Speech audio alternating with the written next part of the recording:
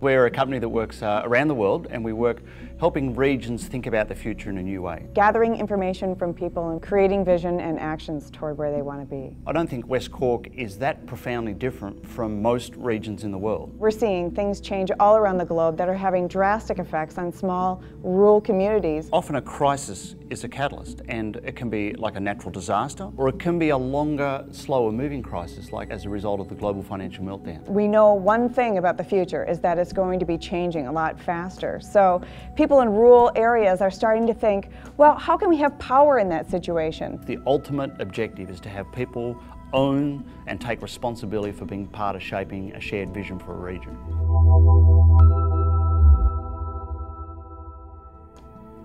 It immediately excited me because I saw its relevance here as a tool to talk about the type of future that might unfold and the progressive steps that we can take. One of the things that I think has been apparent from the public workshops is the degree to which people really want to have that conversation and discussion. And people have really thrown themselves in to that process and really want to be heard. Ultimately, our key role in this as the development partnership is not alone to facilitate this process, but right across the range of programs and supports that we have and the direct financing that we can make available, where we can provide the means to communities and groups and interests and commercial activities to make the progressive changes towards the shared future that may emerge.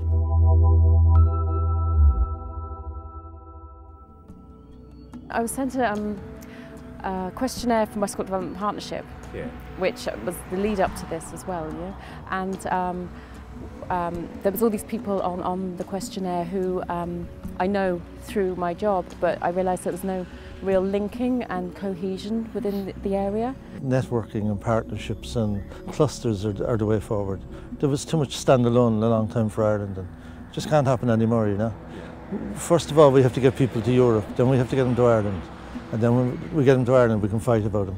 But it's useless fighting about them before they're even in the country. It's good to meet other people locally who are interested in looking forward and looking at where West Cork is going and how we can work together to get there, I guess, and to lay a foundation, for the benefit of everyone in West Cork. I'm here to try and plan for our future and to see what's going to happen to us.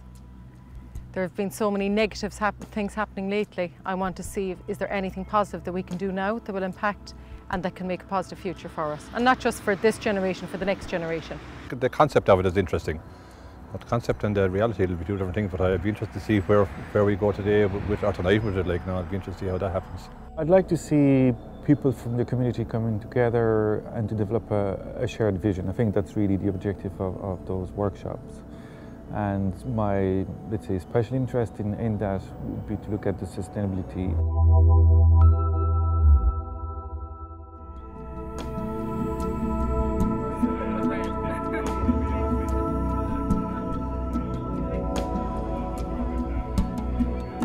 We're going to do a little bit of a different kind of community session tonight. What kind of future would you want to create? The future's in your hands, right? The Future Game Ireland is the version that we've developed for here. We designed it as a tool to help people come together to have the dialogue and the discussion around contemporary tough issues. The game design is a simulation learning tool, and people play the game like they're pretending that they're running the world for a day.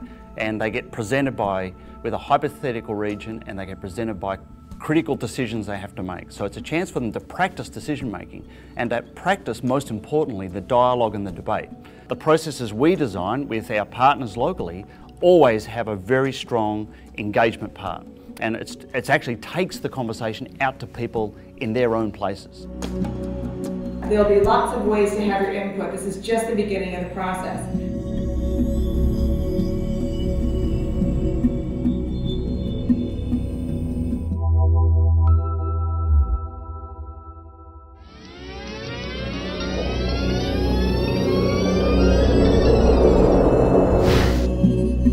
Ultimately, we have a key challenge about not alone how we leverage the economic assets that we have in the region, whether they're in tourism, whether they're in IT, whether they're in the natural resource base, but also the way in which we do so within environmentally and community determined limits.